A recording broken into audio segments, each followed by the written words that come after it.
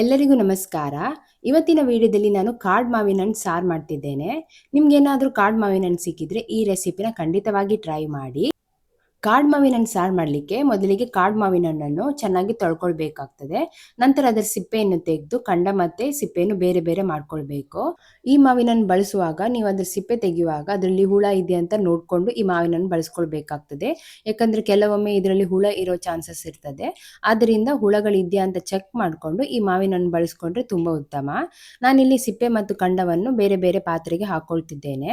ಈ ಸಿಪ್ಪೆ ಹಾಕಿರೋ ಪಾತ್ರಕ್ಕೆ ಸ್ವಲ್ಪ ನೀರನ್ನು ಹಾಕಿ ಚೆನ್ನಾಗಿ ಕಿವುಚ್ಕೊಳ್ತೇನೆ. ಇದರಲ್ಲಿರುವ ರಸ ಎಲ್ಲ ಅದಕ್ಕೆ ಬಿಡಬೇಕು. ಅಷ್ಟು ತನಕ ನೀವು ಅದನ್ನ ಕಿವುಚಬೇಕಾಗ್ತದೆ. ನಂತರ ನಾನು ಮಾವಿನ ಹಣ್ಣಿನ ರಸವನ್ನು ಸ್ಟ್ರೈನ್ ಮಾಡಿ ಈ ಮಾವಿನ ಹಣ್ಣಿಗೆ ಹಾಕೊಳ್ತಿದ್ದೇನೆ. ಇವಾಗ ಒಂದು ಪ್ಯಾನ್ ಅನ್ನು ಬಿಸಿಗಿಟ್ಟು ಆ ಪ್ಯಾನ್ ಬಿಸಿ ಆದ್ಮೇಲೆ ಅದಕ್ಕೆ ಸ್ವಲ್ಪ ಸಾಸಿವೆ, ಮೆಂತೆಕಾಳು ಹಾಗೆ ಬ್ಯಾಡಗಿ ಮೆಣಸನ್ನು ಹಾಕಿ ಡ್ರೈ ರೋಸ್ಟ್ ಮಾಡ್ಕೊಳ್ತೇನೆ.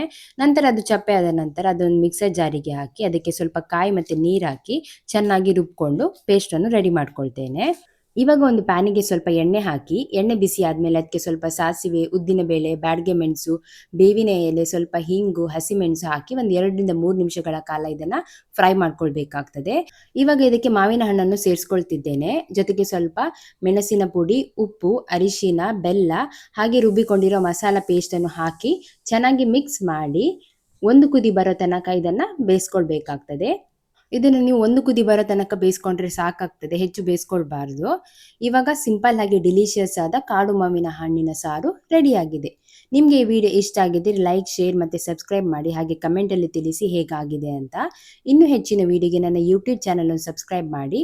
ಮುಂದಿನ ವಿಡಿಯೋದಲ್ಲಿ ಸಿಗೋಣ. ನಮಸ್ಕಾರ.